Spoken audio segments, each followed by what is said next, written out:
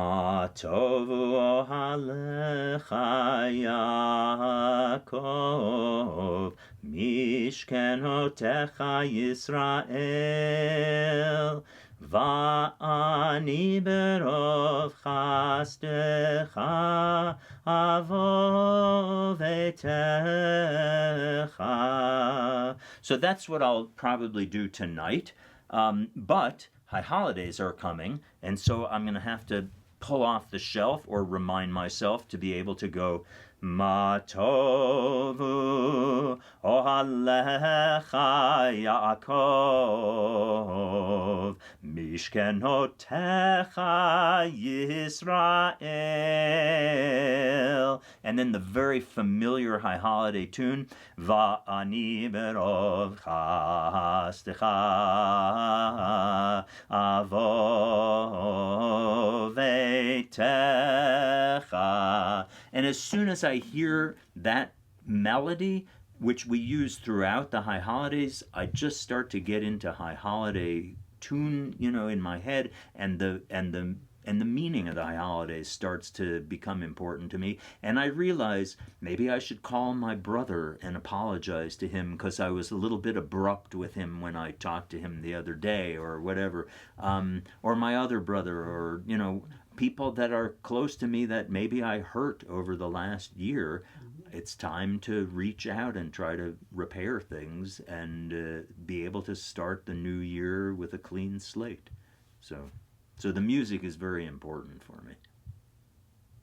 Ya la la la la la la, ya la la la la la la, ya la la la la la la la, ya la la la la la la, ya la la la la la.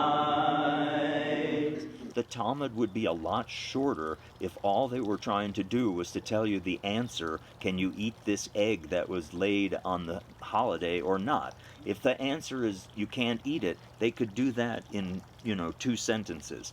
But the Talmud preserves this challenge approach to questions of importance. And I think that, to me, is adult Judaism. As a child, you're not taught that you should question everything, because when you're teaching a child, you need to have them learn some things that you want them to learn. As an adult in Judaism, I think we learn that there's always been debate and discussion and dispute within Judaism, because we are given a gift of a brain, and we're supposed to use it not to memorize things and not to follow rules exactly the way they were laid down with no questions, but to ask, why do we do this, and what meaning could this have in our lives today? We haven't even mentioned that I happen to have an addiction. I have to admit that I love books and acquiring books.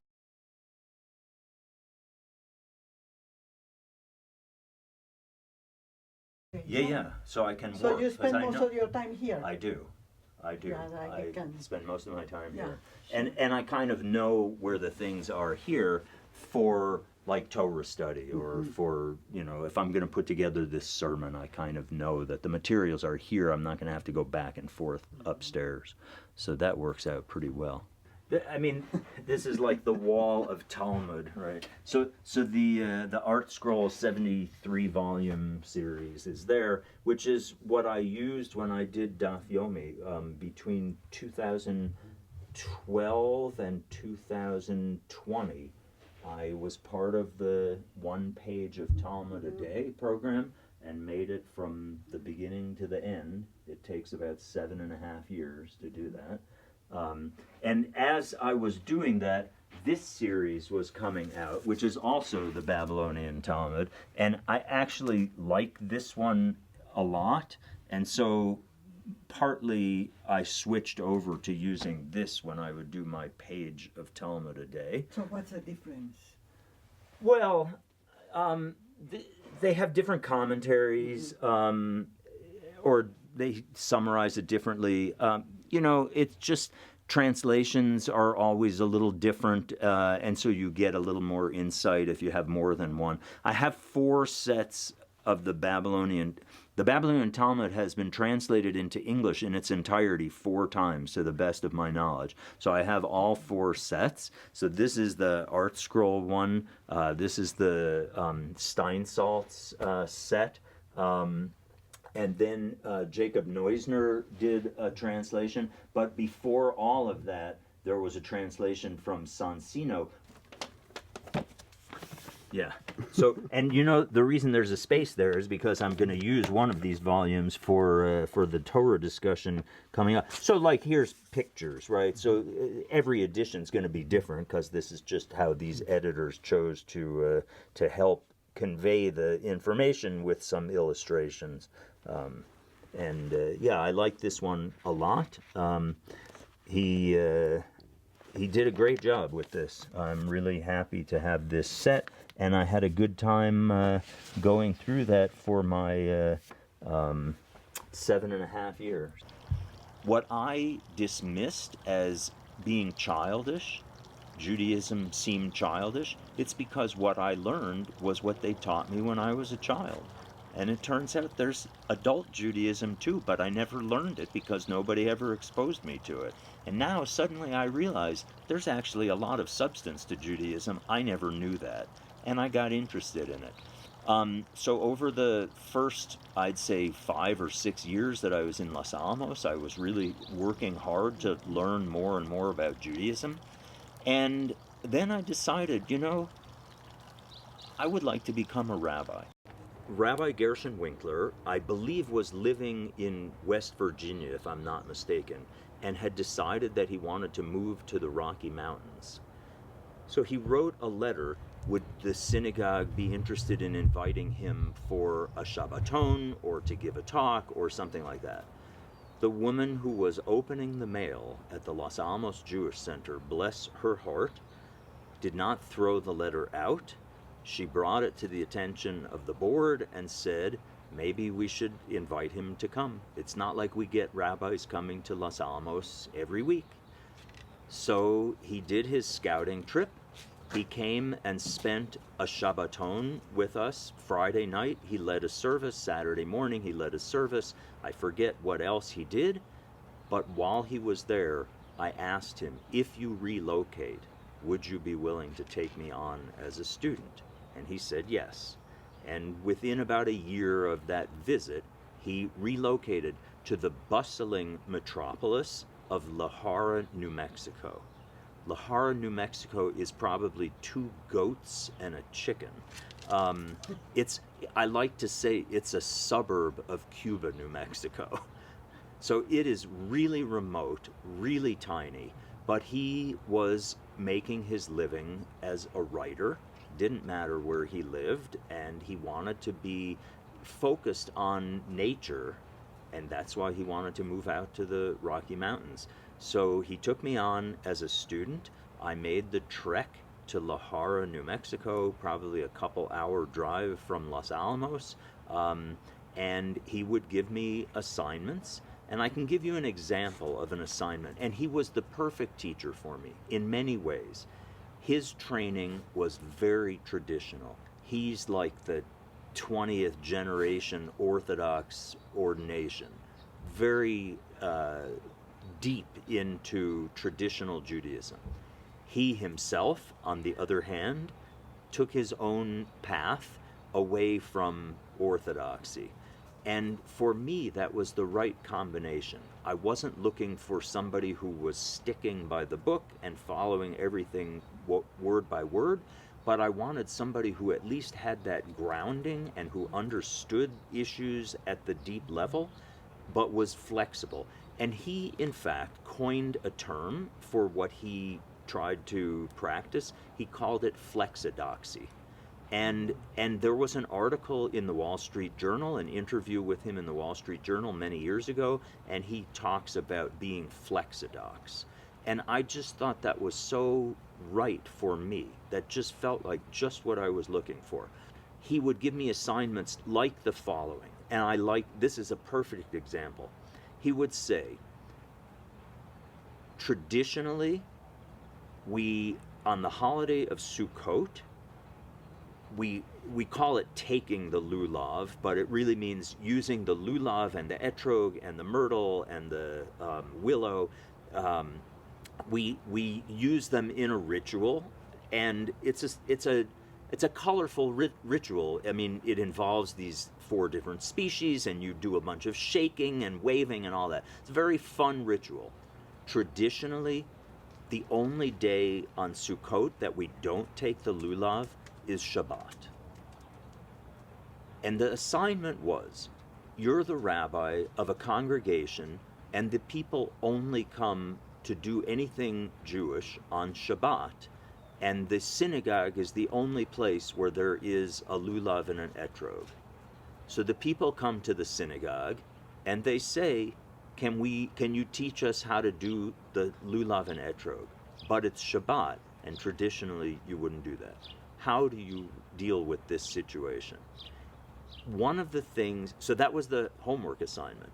One of the things that he used to teach, which I like, was if you go back to the earliest sources, there's usually a fair amount of flexibility. As time goes on, things become more and more and more rigid.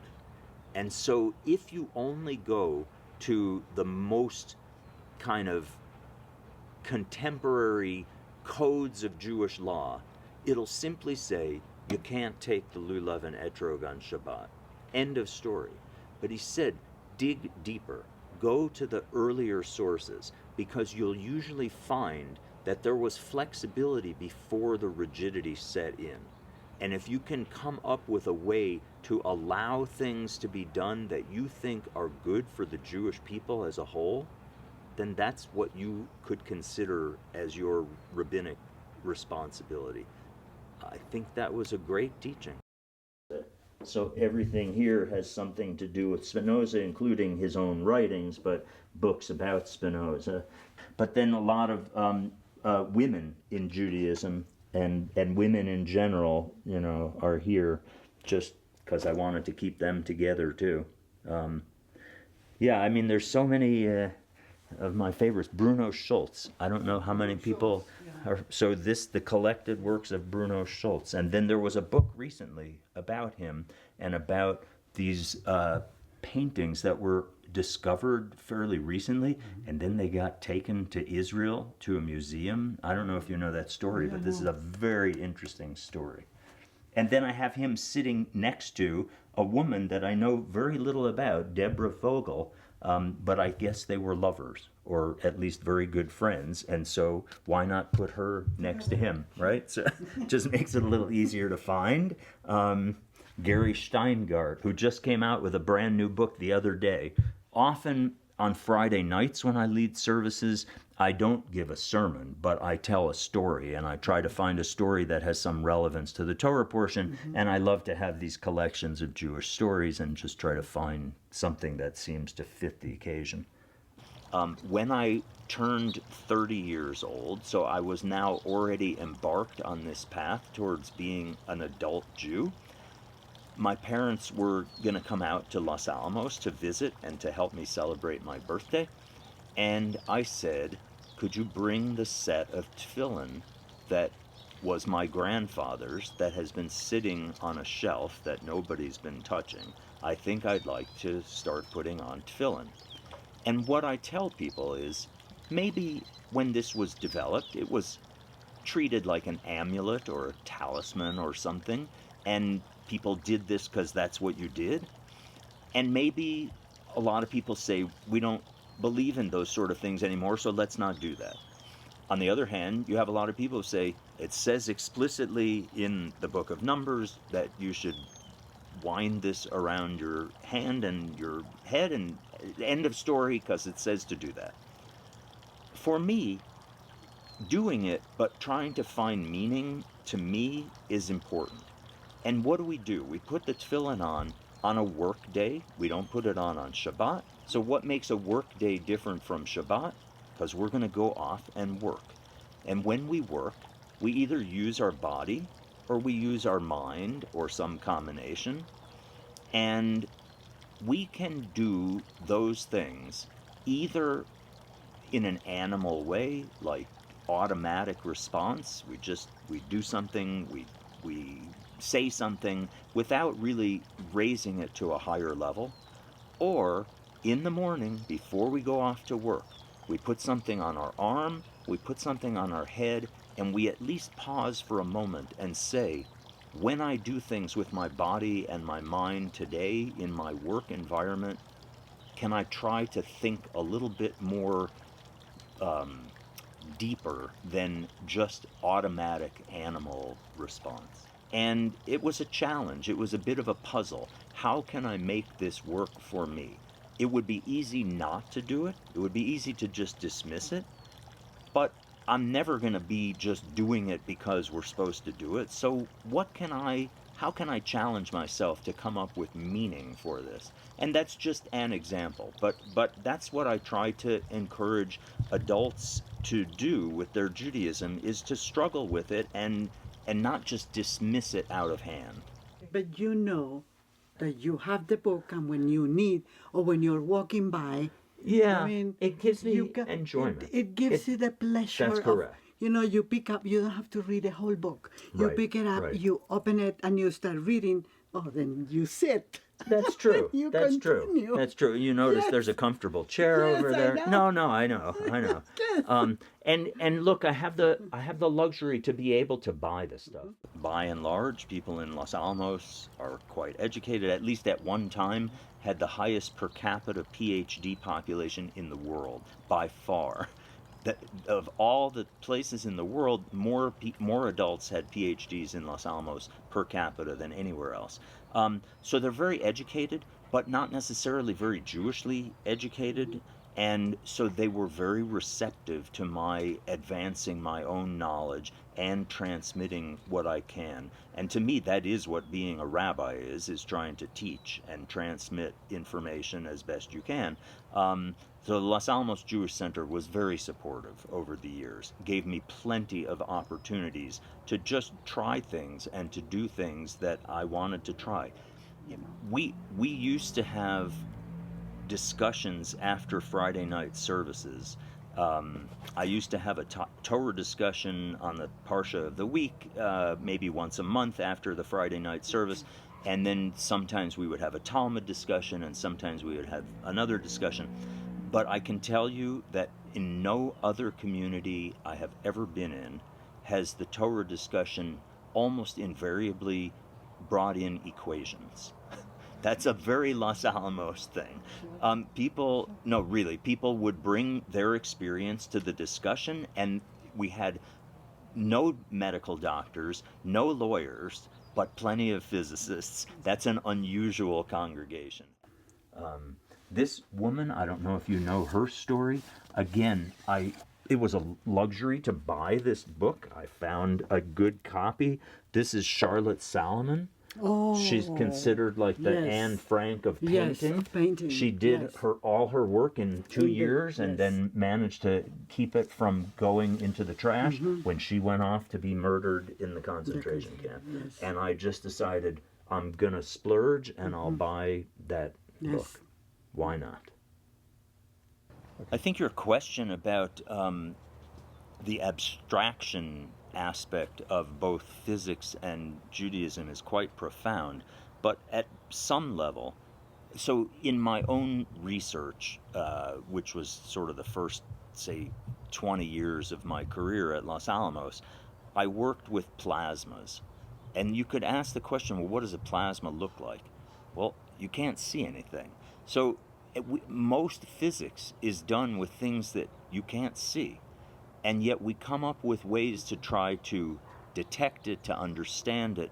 And really, that's true of concepts in the spiritual world as well. God being a perfect example, right? This is something that Judaism speaks a lot about. But if you ask the question, well, can I see God?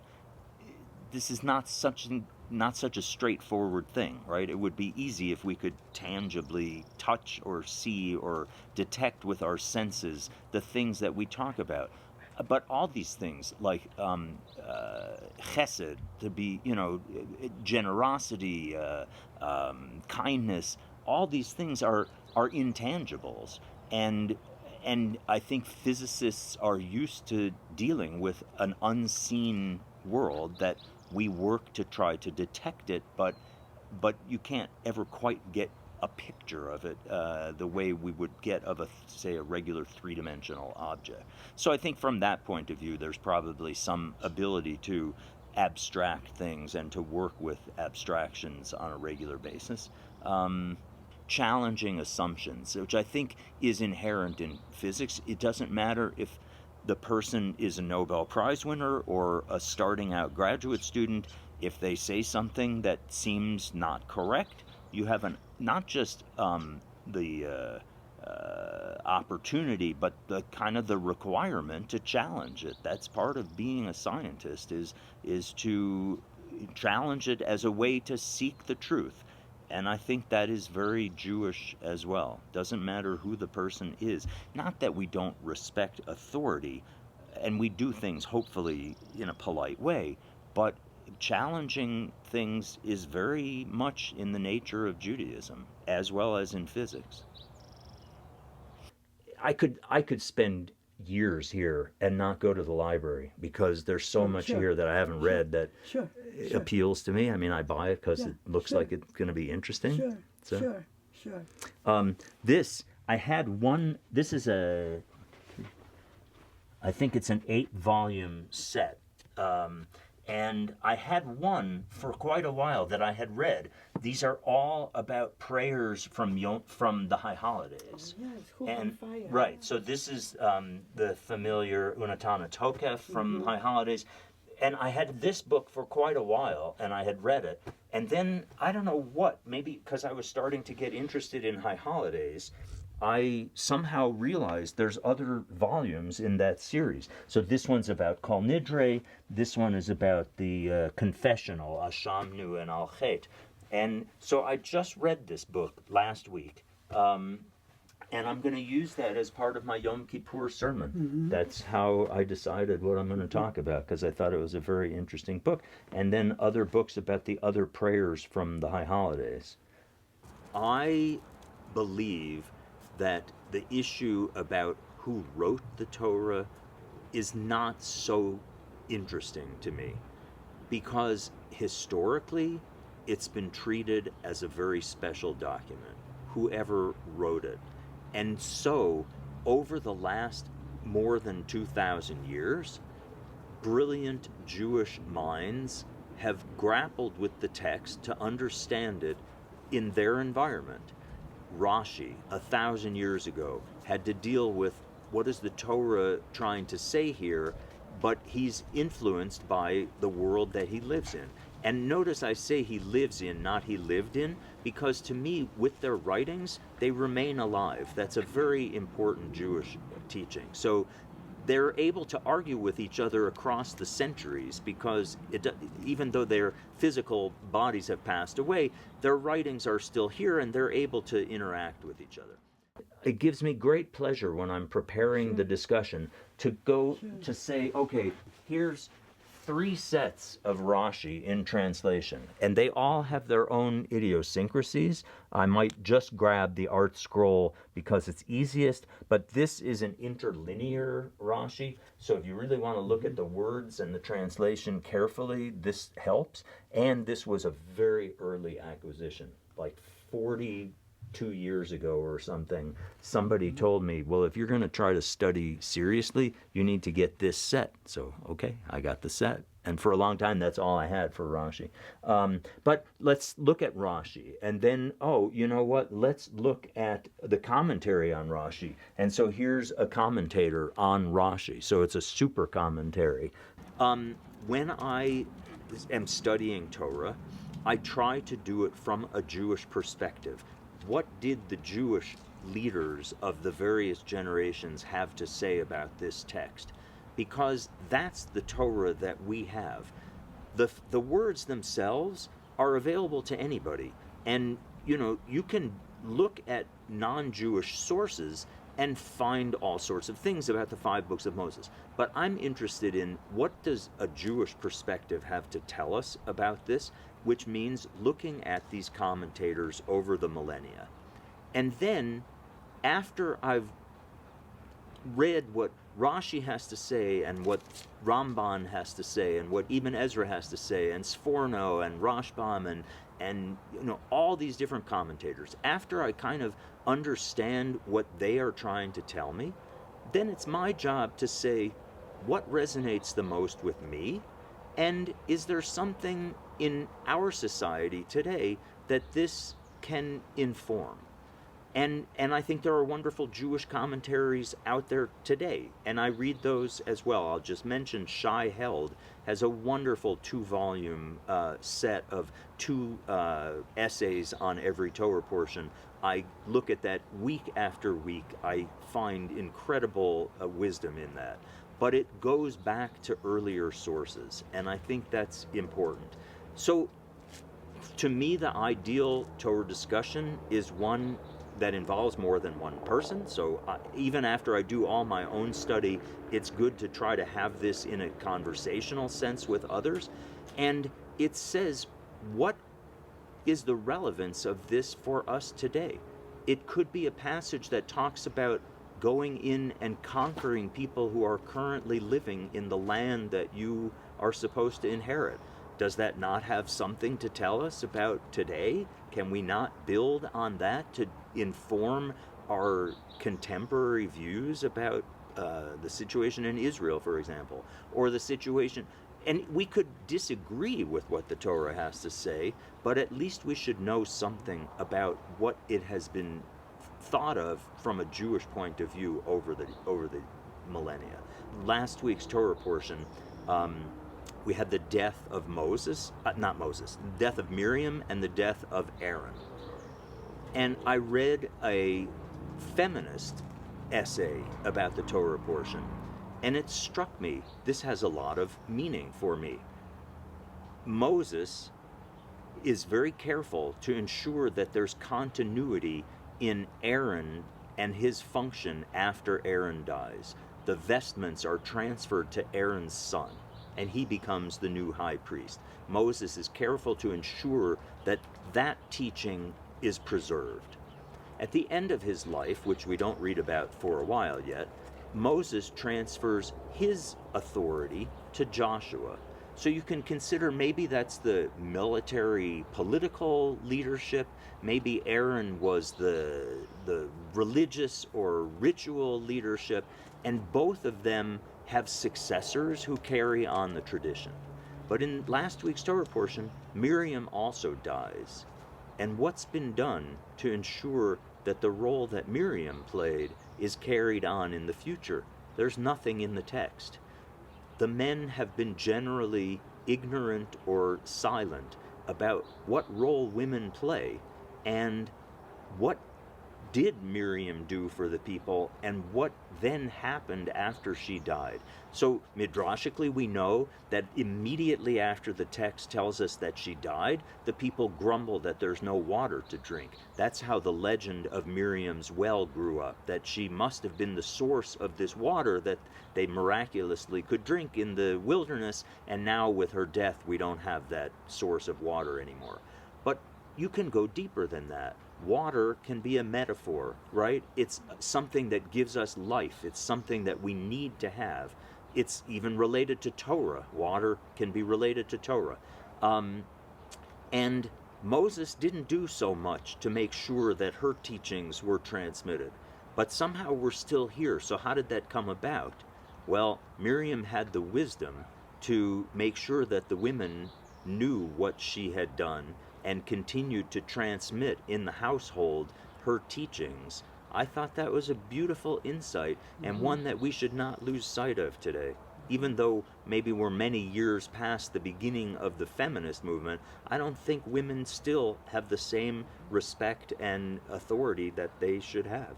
And there's a teaching from that Torah portion that to me was relevant. And so we talked about that as part of our Torah discussion. I happened to be in the study of a traditional rabbi for about an hour with no other responsibilities, and I could wander around and look at the books. And I came across the Sonsino Midrash in English translation, and I remember that I had been taught when I was in Sunday school about Abraham destroying his father's idols. But where's that story? That story's not mentioned in the Torah. And sure enough, I found this in the Midrash, and also the story about why Moses had trouble speaking, that he had touched a hot coal to his lips and burned his lips and had a permanent speech impediment as a result, also not in the Torah. And by pulling these books off the shelf during that kind of unencumbered hour, I discovered that this is part of, it's now written, but I'm sure that that was part of an oral tradition. And that's why it was felt to be important enough to write down at some point. And so I think it plays an important role. It gives us insight into earlier environments and earlier generations, and it's very creative. I like to tell people that Midrash is the backstory. So we have the text, and it's kind of spare information. And we don't have the whole backstory. And you're allowed, with creativity, to come up with a backstory that gives you new insights, as long as whenever it touches on the given story, it's not doing violence to the given text. You can create any backstory you want that gives you another perspective. The oral tradition does that as well, with many generations of very creative people trying to fill in the backstory of the kind of sparse text of the Torah. Torah doesn't tell us, what did Moses say after this, or what were the people thinking. The Torah doesn't tell us what people are thinking. And so the Midrash is free, the oral tradition is free to tell us what people were thinking in a way that makes us say, that actually is quite interesting. I can see how that helps explain something I never understood before. And I have many translations of the Mishnah, but this particular translation, which goes from here to here, is what I'm using. And you can see where we are right now, because that's the volume that's out. That's by my bedside. And you read 2 Mishnahs, and then in, again, about 4 years, I think that cycle will be done. How does it make you feel every day? Like you read the Mishnah in the morning? I do. I daven every morning, and then I read the Mishnah. Yeah. So when we only read the Torah, we have questions, but we're probably not the first ones to have come up with those questions. It's worthwhile to see, how did other people grapple with these issues? How did they create a narrative as the backstory, as the oral tradition, that helps us understand the text at a deeper level? I think that's correct. Early on, when I was first getting interested in Jewish study, serious Jewish study, I read a very influential book by Jacob Neusner, and I really liked the book. He took just one topic, one passage, and he showed you what it is in the Mishnah, what it is in the Tosefta, what it is in the Babylonian Talmud, what it is in the Jerusalem Talmud. And I just found the Mishnah so hard to understand, because it's like a compressed language. And it's like, if you don't have the decoder ring, you can't understand this. The Mishnah is important, certainly, but without a key or a guide to it, you don't make any sense out of it. So, you can fit the entire Mishnah in one volume. It's not that long. And like I say, here's an English translation of the Mishnah. This might have been one of the oldest ones. That's the whole thing. So, if it takes you 4 years to go through that, there must be like a lot of stuff that's not so understandable if all you're reading is the text. Because to take 4 years to go through this book doesn't seem like it makes sense. But there's a lot you don't understand when you read just the Mishnah by itself. So that's the reason why there are commentaries on the Mishnah. And like this set, this 21 volume set, is commentary on the Mishnah. It's not the Talmud, it's just a commentary on the Mishnah. This is a set of Mishnah also this is a Mishnah, this is a Mishnah. I mean, there's lots of translations of the Mishnah, and each one has its own value. This is our book. This is who we are as a Jewish people. And so in some sense, this shaped the Jewish people over millennia. We should understand this text, whether we think that it was written by people or people divinely inspired or whatever.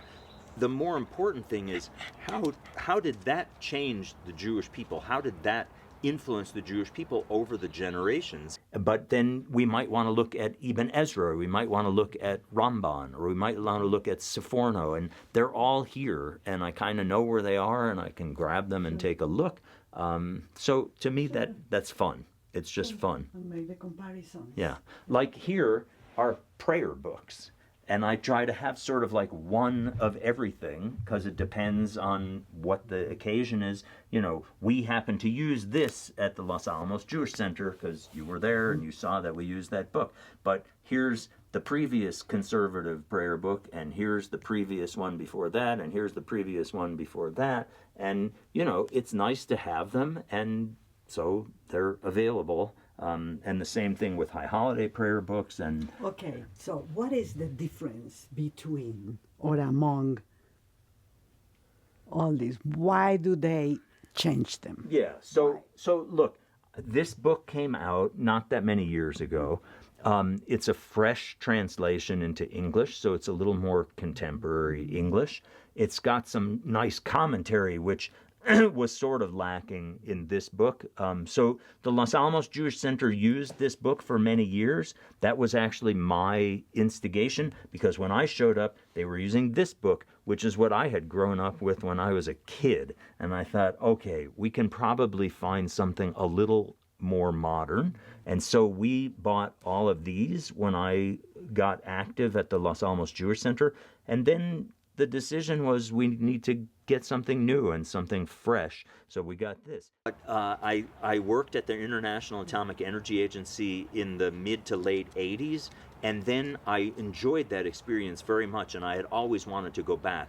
And so in 2008, I had the opportunity to go back, and that time to work for the Comprehensive Test Ban Treaty Organization for a year.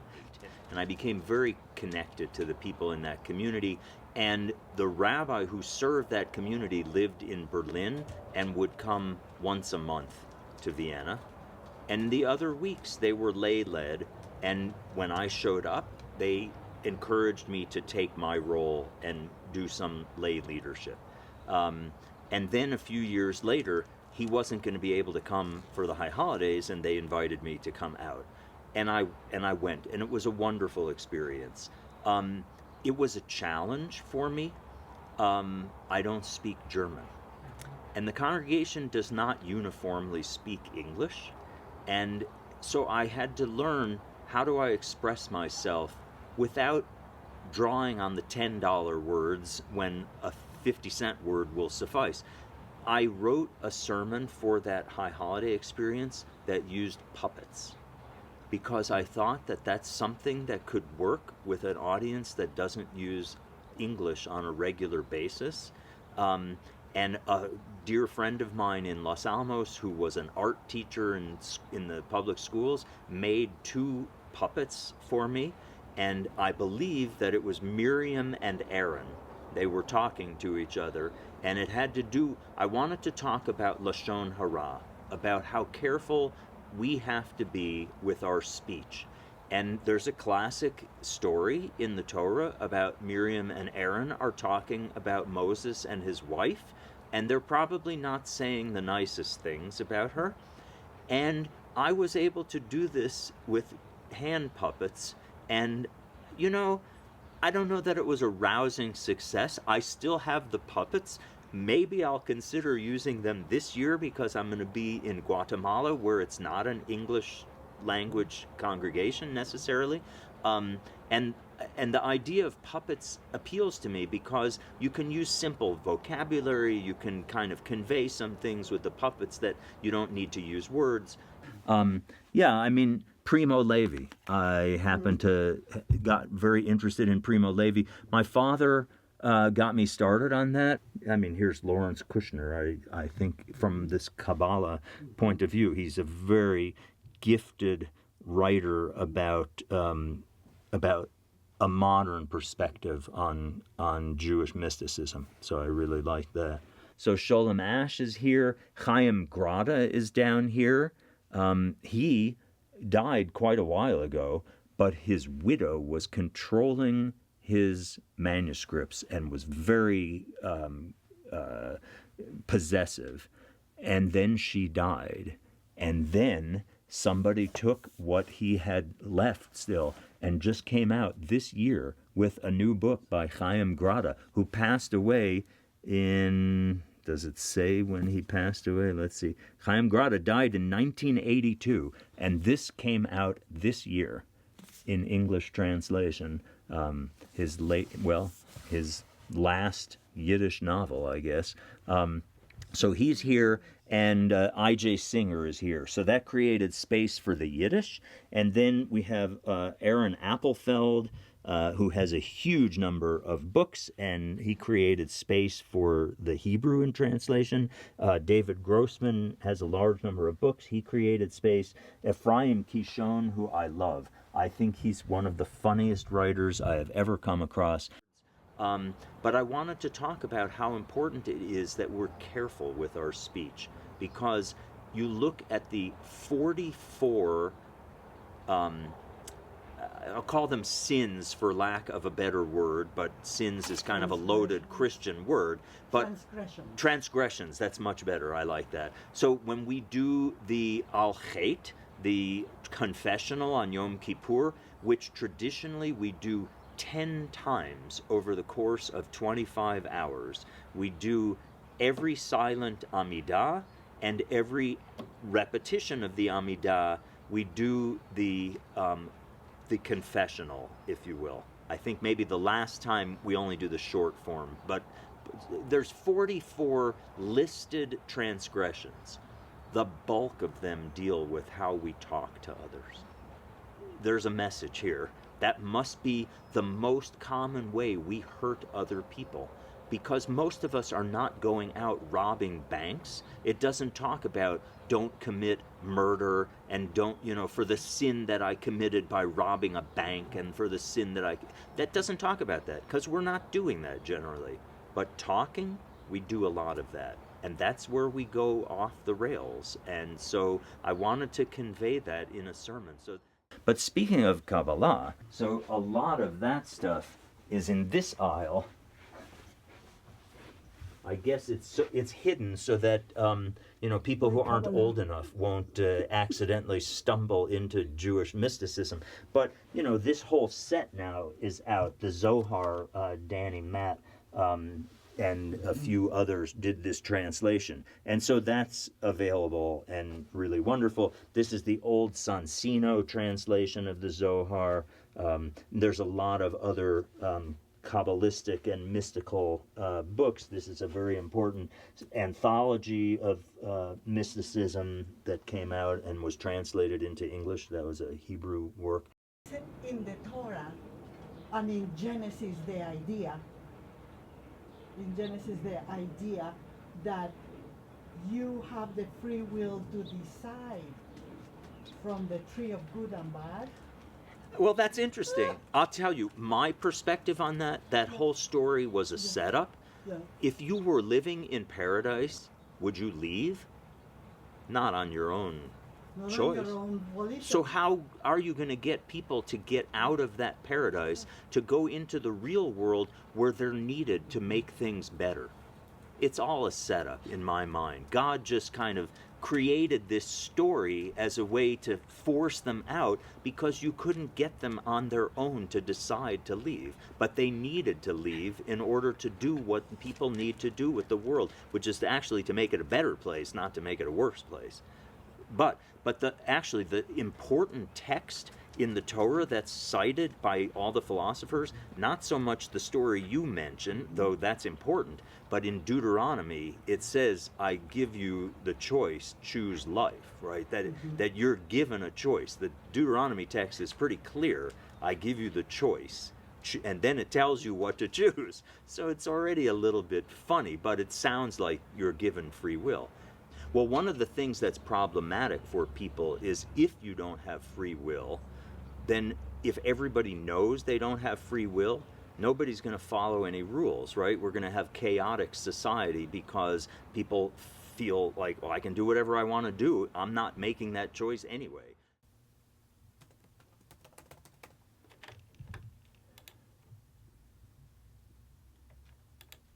And yeah, I mean, I get my exercise by getting up out of the chair and going over to grab a book off the shelf. But otherwise, no, I'm pretty content. You know, I can fit a fair number of books on the table here. For the Exploring the Jewish Experience class, we're going to use the 100 Most Jewish Foods book as a cultural theme. And for the next lecture that I'm giving, we're talking about lamb and why Jews don't serve leg of lamb at a Seder, even though Christians might imagine that that's what we would use for Passover. So I will, I'll put that together in time for Wednesday next week when I have to give the talk in Santa Fe. Keeps me busy. And it helps me get in the mood for the high holidays if I give a talk about the high holidays. So, and I'll maybe do a little singing for them, so it gets me in the mood, you know, melodically. I like to, you know, just starting to hear, you know, Kol nidre v'yasare v'charame v'koname. Just doing that starts to get me in the mood. Adon olam asher malach beterem kol yitzir nivra leit nasa v'cheftso kol azai melech shemo nikra. Take me out to the ball game.